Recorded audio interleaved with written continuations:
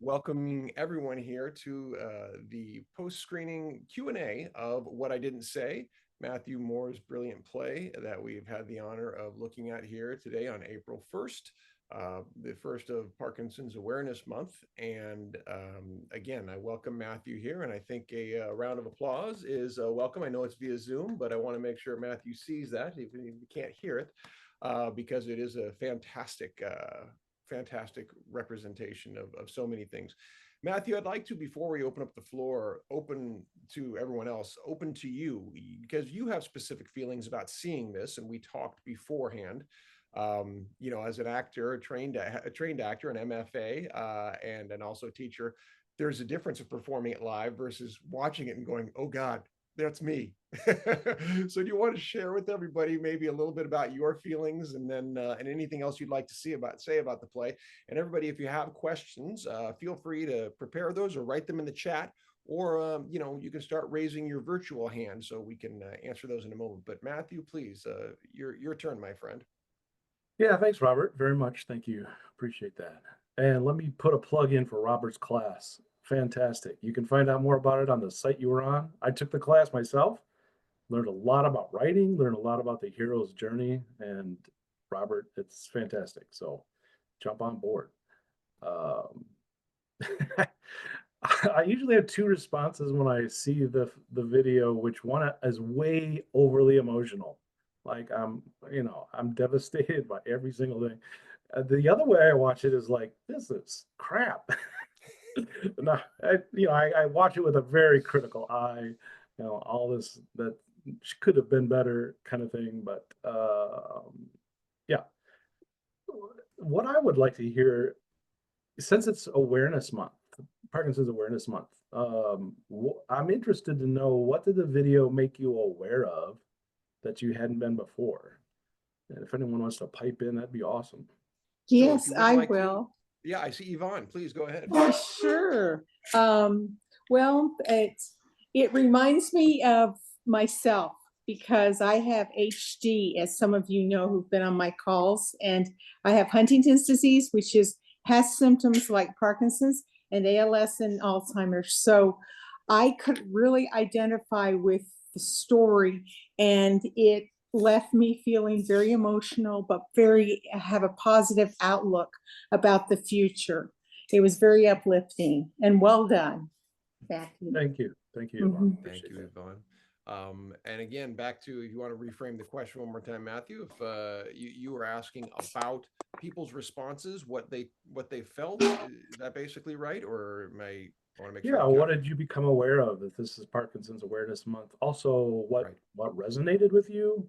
Right. And also, last thing, there's a couple what I'll call urban legends in the script, things that are not scientifically proven, but you've probably heard these things out on the streets, as it were. So what resonated with you? What have you learned? And what seems fishy to you might be an urban legend. Well, I got Doris, and then we're going to go to Rick. Go ahead, Doris.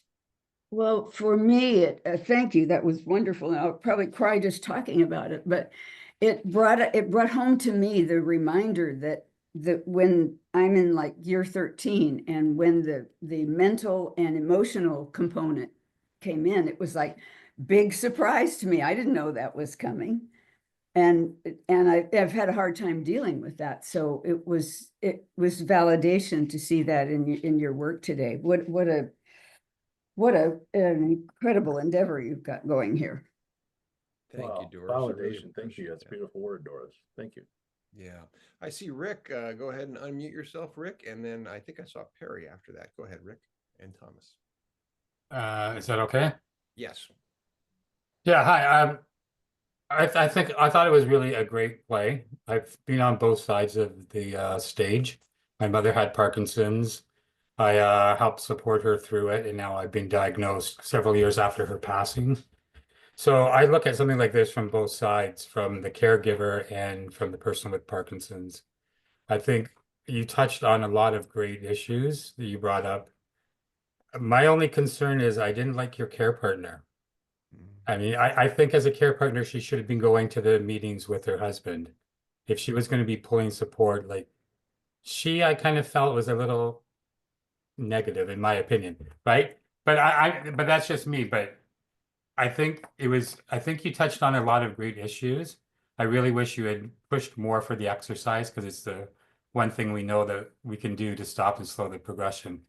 I'm very active in the Toronto community as somebody who advocates for newly diagnosed people. So I think this was a great example of kind of the things that are coming up that we don't really know about and don't really talk about. And I really think it's important that as a community, we're talking openly and honestly about all these subjects and spreading the awareness. For me, April is a hugely important month. I was diagnosed 7 years ago, and I always kind of question, it's Parkinson's Awareness Month, but who knows? Like, who does anything? Like, my mother had it, I didn't know it. April 11th is a hugely important day. It's Dr. Parkinson's birthday, right? And in Toronto, nobody does anything. So I started rallying people saying, look, it's not a celebration. We need to be out there and we need to be showing people that we have Parkinson's.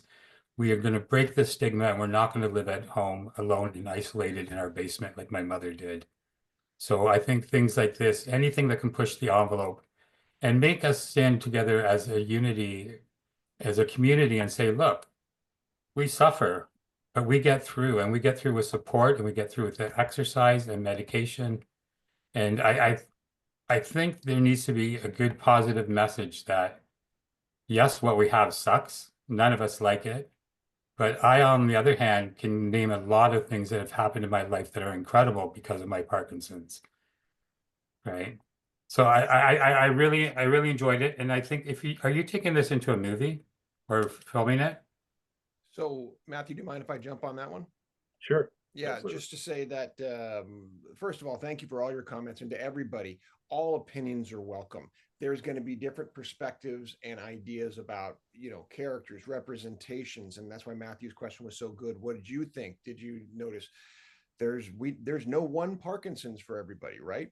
So as to the film part of this, yes, that is where I'm working with Matthew. My father was diagnosed 24 years ago. That's my background in this. And I am a filmmaker, and when I saw the play last summer, was fortunate enough to be able to approach Matthew and talk to him about that. And through the cinema therapy class that Matthew talked about, we laid the foundation for it, and have since finished a draft of the screenplay. There will be a table read of it. And what I'll say about the screenplay is, film and theater are different mediums.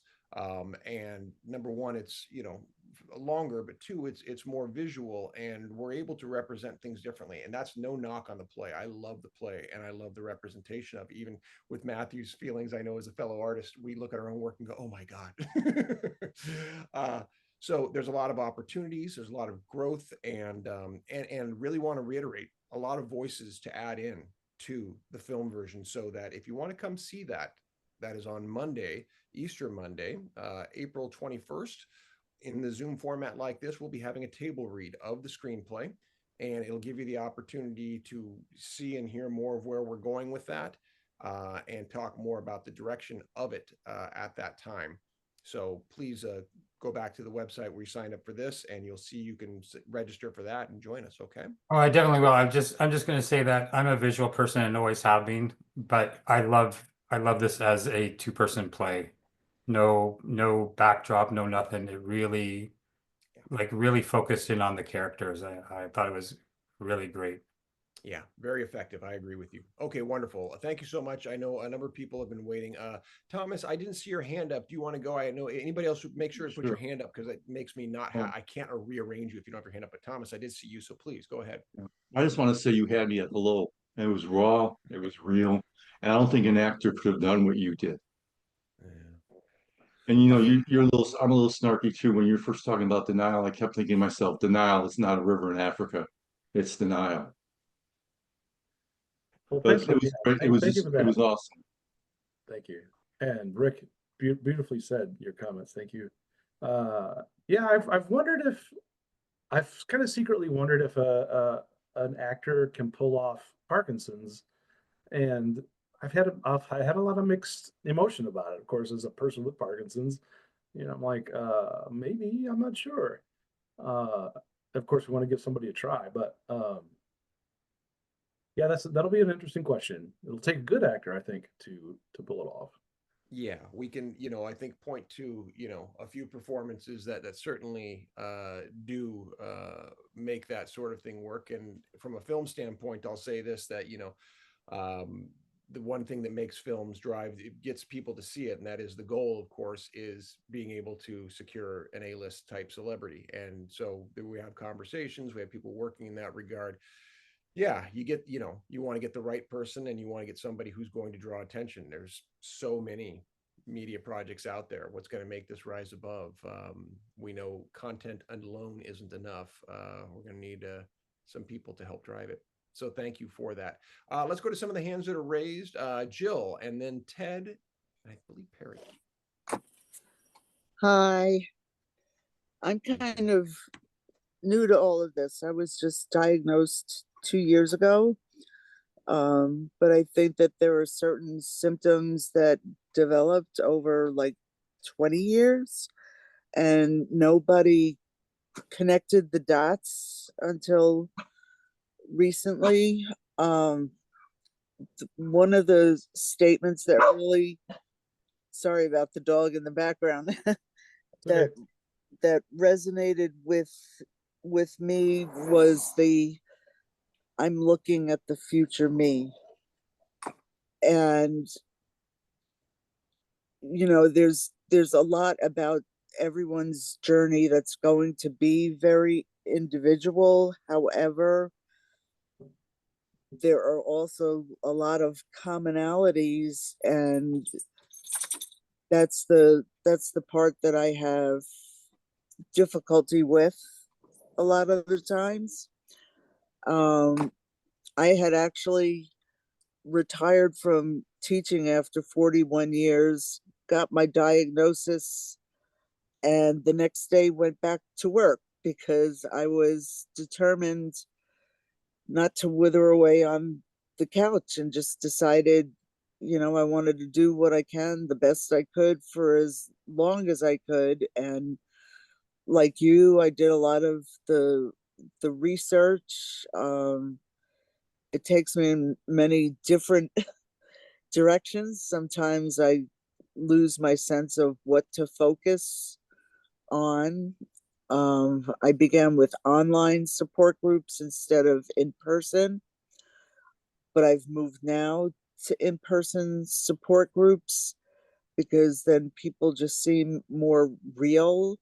And that's what I liked about the current presentation, because it was people in person, and that's what brings reality to it, because most people out there only know of the Michael J. Fox and the Alan Alda and the Neil Diamond and Muhammad Ali. They only know about the famous people. They don't know about their neighbor 2 doors down who's going through this, and who needs as much support as possible. And I think that type of presentation helps to bring that message home, if that makes sense to you.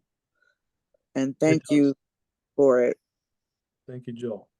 Yeah, Robert and I have been talking about something that I think is important, which is aesthetic distance. Like, this is an opportunity to watch from just enough distance, even the live performance, to watch from 30 feet away.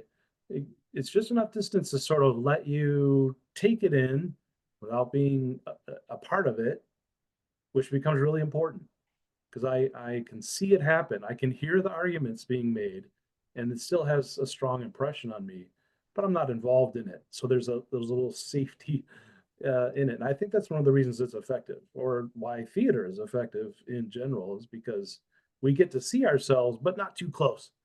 We're not involved in that. I'll make one more comment, Jill. I know it's hard to be around, when you're talking about looking at the future me, it's hard to be around people who have Parkinson's worse than you do. And somebody challenged me, though, once and said, I think of those people as heroes.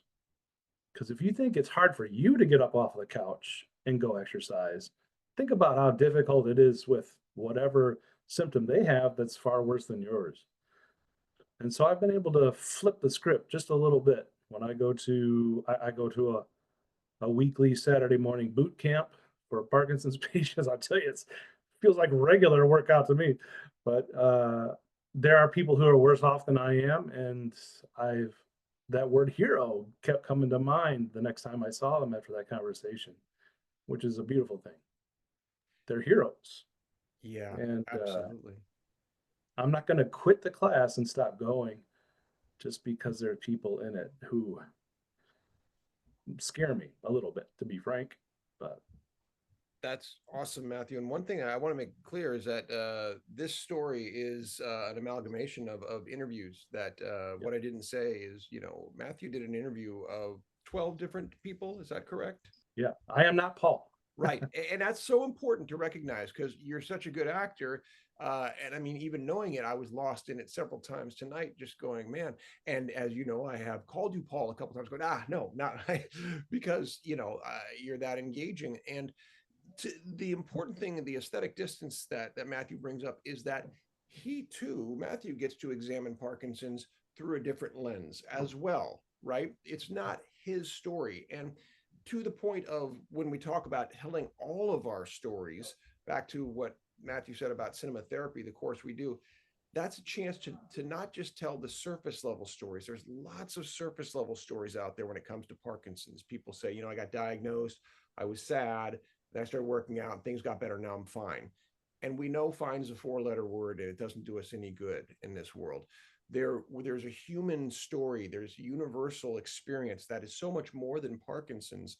And that's where sometimes that aesthetic distance, getting a fictional character that we can write through and tell a story that we know but isn't quite us, can lead to greater truths, can help us rewrite our future and rewrite our present. Yeah, go ahead, Matthew. Can help us raise questions. Yes. And seek answers to those questions. 100%. And we do have more questions. Thanks everybody for being patient. Let's go with Ted. Yes, Ted. All right. Great to see everyone. Thank you so much, Matthew. I thought that was fantastic. Enjoyed it tremendously.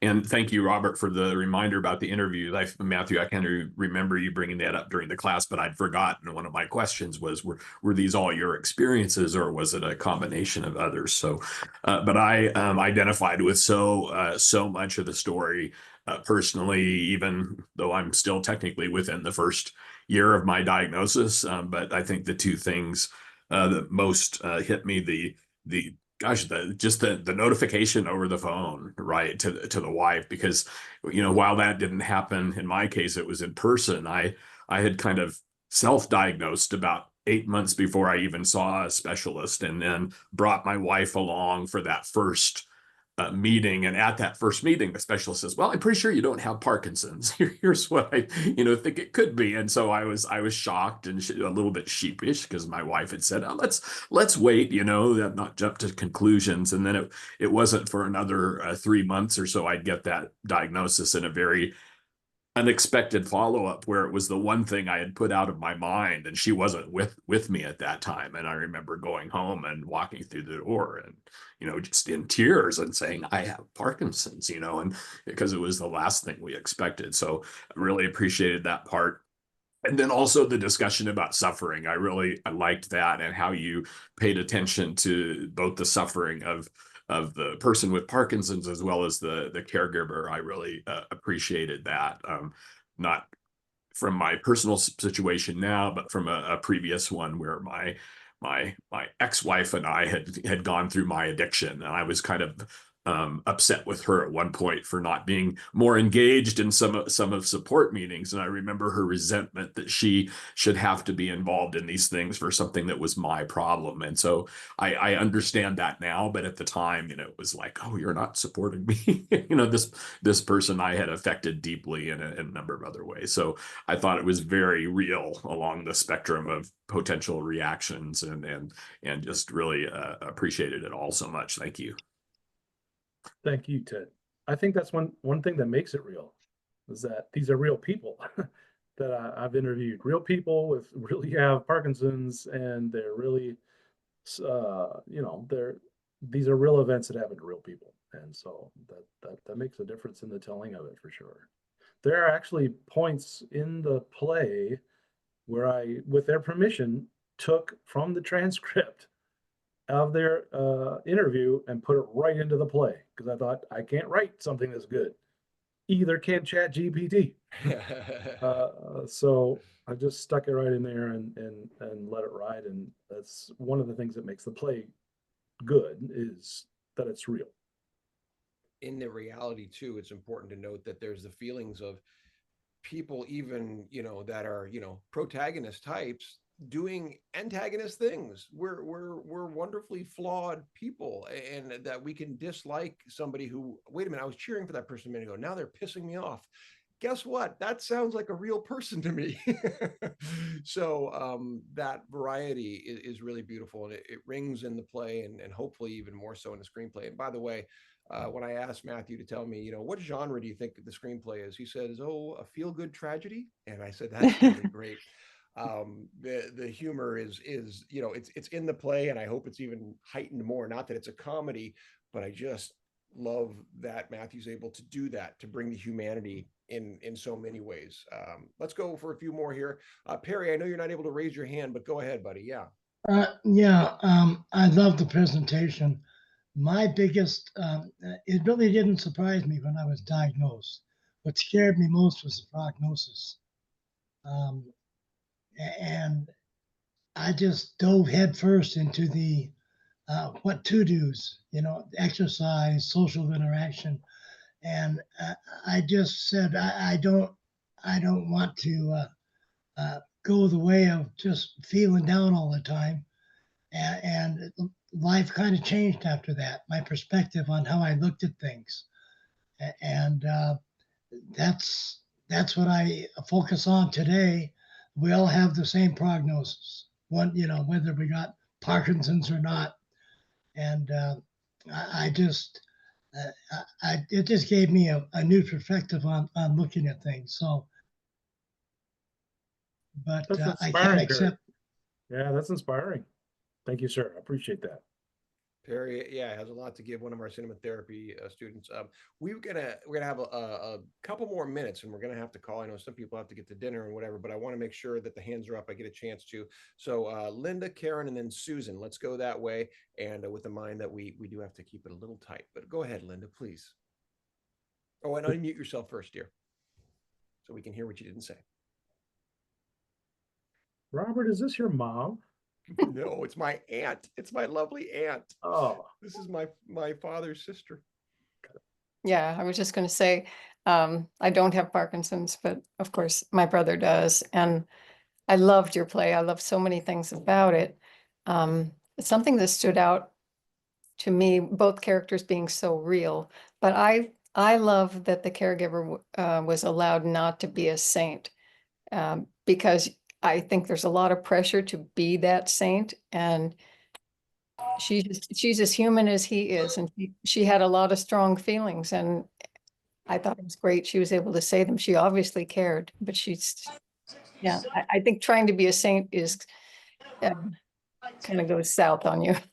Well, thank you, Linda. Caring is complex, right, Matthew? Yeah, it's so funny you say that word, because that's exactly the phrase that came to mind when I was creating the plays. Like, I do not want the care partner to be a saint. You know, and I respect and love care partners. Care partners need care partners. It's a tough job that doesn't pay very well. And man, it's something else. And I have deep respect. I didn't want to show, you know, the care partner as a perfect person, but I think this particular play gives license to a lot of care partners' feelings. And a lot of times at the end of the day, you know, you read material, care partners feel guilty, they feel sad, they feel they don't have the same license to say the things that a patient can. Patient can say anything. And oh, I'm sorry, yes, you know, but a care partner can't say anything. Can't say, I'm sick of this, I'm sick of you, I don't want to do this. This is, you know, there's so many things that a care partner isn't allowed to say in polite society that the patient can. And for that reason alone, such respect and love for care partners. Wow.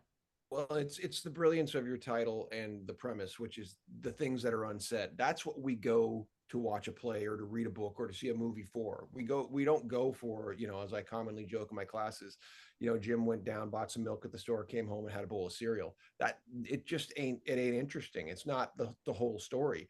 The guy who almost cut him off, the boss, he was pissed off, all those things that he didn't say along that track. That's what we're looking for. And that's the beautiful reality raises our humanity, our universal humanity, our perfect imperfections. So thank you for that, Matthew. And thank you, Linda. Karen, and then Susan.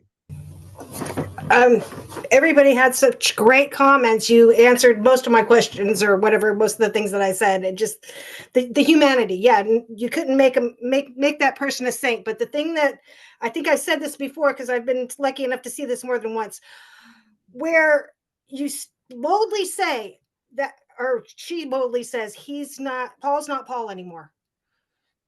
That is something that really the long-term effects of these medicines, between the time that you have it and you have DBS or whatever route you end up taking, your personality changes and you're not always ready for it. Your people aren't ready for it. And your partner's personality is going to change too, because nobody planned for this. And yeah, we like to think that the care partners aren't going to say such things, but some do. And that's just part of the reality of it. It'll make or break in. It's a sad thing. And you put aspects of all of it in here. Awesome job again. Yeah. Thank you, Karen. I've said to people before that my wife has been married to 5 different men and they were all me. And so I think that happens to everybody, right? But it really happens in this. I can tell you I'm changed. I didn't used to be so profane, but next thing I know, I'll pop in F words here and there, and I'm getting angry at stuff I wouldn't get angry at before, and so the temper and there's lots of things that the emotion being just underneath the skin, the emotion of it, that pseudo bulbar effect I talked about, uncontrollable crying or uncontrollable laughing. These are realities, and you might have married somebody, but once they get Parkinson's, this is not a guarantee I'm saying, and they might fight against it, but you might be dealing with a different person. It was very interesting to me to think about that fact, giving license to leave somebody. Like, would I leave somebody if I felt like they were a different person than they used to be? Does that give me license to ditch this relationship? I think that's a very interesting question. And it's so easy to say, no, of course not, and right. We can always say that from the outside, but what about if we're in there? And this is the brilliance of, suspending disbelief of great performances and great writing, to go, wait a minute, what if that really was me? And we can slip inside of that. And like you said, from a safe distance, ask that really hard question. Where are the boundaries? They're not nearly as firm as we would like to present, like you say, in polite society. We're all much more nuanced beings than that, and emotional beings than that. And once again, the license you give, Matthew, is fantastic. So thank you. We got time for Susan, and then I want to read a couple comments. John, I do see you. And then I'm going to read a couple comments. Susan, go ahead, please. Will the feature-length film have only 2 performers in it, like we have here? Oh, no. I hope I hope the answer is yes. That's why we need donors. Yeah, we got to pay all these actors. Briefly, I'll say from my standpoint, when Matthew and I went about this, part of the process was expanding the universe, right? To say, okay, how do we make this cinematic? There are plays on film and people shoot them in interesting ways, but my perspective anyway is to say, let's make this a real world we can fully invest in. And we talked about breaking the fourth wall, which we chose not to do. This is a fully invested traditional third-person story that you get in and see their lives as if you're a fly on the wall. And it is just Paul and Marty. No. It's No, just no. just you. That's what I was wondering. Massive amount. We have at least 15 main parts, including a dog. Gotcha.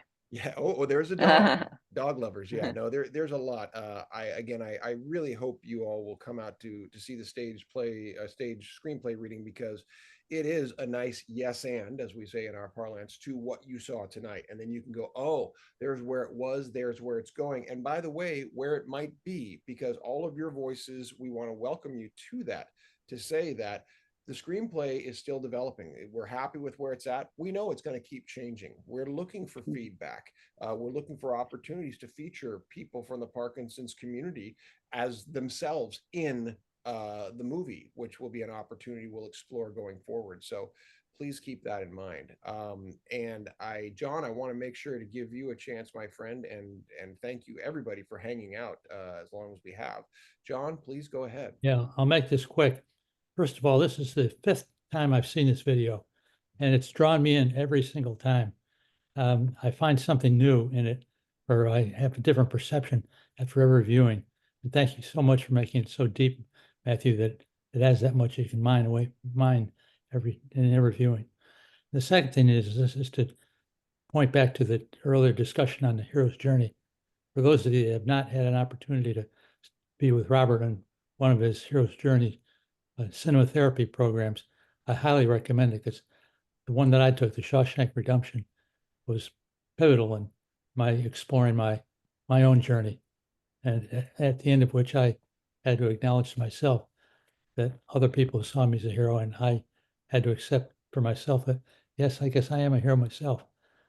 And that's John, those glad are to, beautiful comments. Thank you. Thank you very much.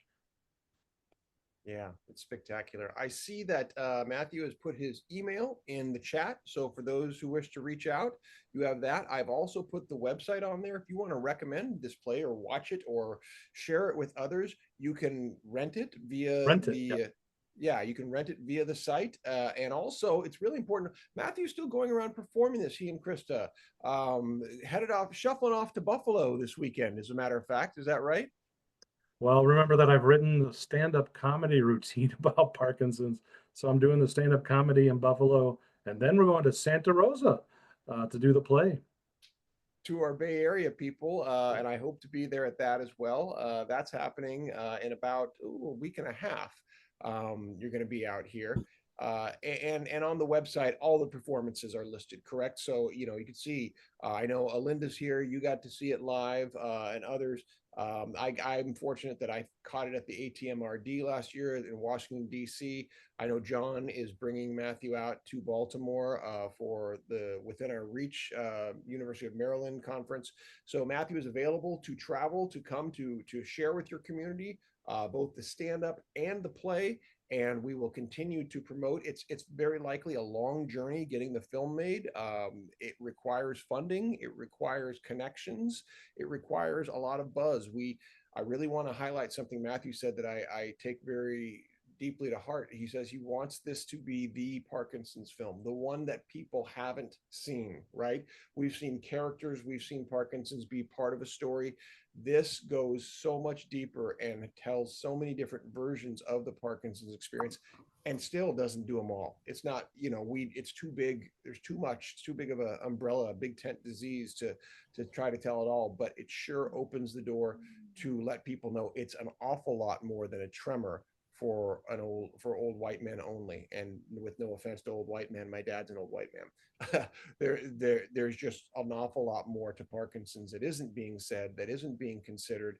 And Matthew, the line about the tsunami, you want to offer that before we head out the door?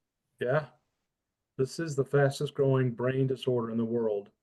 And if that's true, there's a tsunami of people coming who are going to have Parkinson's. And we better know something about it. And this is just one more way of informing the public, letting people know. Yeah, so there's a big problem coming, and we got to be part of the solution. The arts have to be part of the solution. And by offering what isn't being said, we can do that. A couple quick comments I want to read before we go. Robert Robinson, Matthew, thank you so much for sharing this journey. I feel as though your words were my words. Your feelings were my feelings, especially when I was first diagnosed. I had to go off camera at times as I tried to hold back the tears and wanting to scream. I am fortunate to have a fantastic partner who is there right there with me. Today, I want to live. Today, I am a person with Parkinson's disease, not a Parkinson's person. Wow. William boy. asks about speaking toward DBS. Please reach out to Matthew. He recently had the surgery. He can certainly tell you more about it. To everybody who's looking for more community support, please go to Yes and Exercise. We have these weekly improv classes, and it might sound daunting, but I tell you, it's simple play, and we get into things, all Parkinson's things, and we play through them. We laugh through them. We cry through them. We do have a lot of fun. And so all things are welcome, and everyone is welcome at those as well. Online. Right, Robert. What's that? Online, right, Robert? Online, just like this. We play in an unbelievable, I know, improv in a Zoom space, but it works, crazy as it sounds. Shabir says, I like revealing what I didn't say, what it actually says. Perry says, I don't know how to raise a hand, but you do. I've seen you, Perry. You're awesome. Denise says, I love the title, What I Didn't Say. There is so much that we thought and continue to think, but never said. Thanks for opening the door. Robert, thank you for bringing this play to us today. Brad says, I think the title, and I think it's a perfect fit for the play. Wonderful and very powerful, full of emotional impact, makes me aware of everything that I don't say. I spend a lot of time masking my symptoms and pretending I don't have it. Thank you for showing me some insight into the future where that path could lead. Jill says it's overwhelming for both of them. #truth. And, you know, people who had to leave before, you know, getting anything else out. Love this. Is there a place to add comments for Matthew? Here, of course, you hopefully see his email. Yes, Karen, tell me more. Tell us all more. My email is on the website, Yes and Exercise. And is the actress in the play Trista, Matthew's wife? Matthew? It's Krista. No, she's not. She's a But she's a wonderful actress. fantastic actor, and I'm blessed to have her aboard this project. Yeah, absolutely. As are we all to have seen the complex, emotional, moving presentation. Ladies and gentlemen, everybody, thank you for being here so much. Thank you for celebrating, you know, here on April 1st, Parkinson's Awareness Month. It's a great way to kick it off. Please don't let this be the end of your Parkinson's Awareness Month. Come talk with us, share with us, play with us, and be here on Monday, April 21st, for the reading of the screenplay, and share that with everyone. Share the play, share the screenplay. So because we need energy, we need attention, and we need funding to get this thing off the ground. And we'll talk more about the specifics along the way about what those needs are. And feel free to email either of us with further questions. Good night, everybody. All right. Thank you. Thank you. Thank you, Matthew.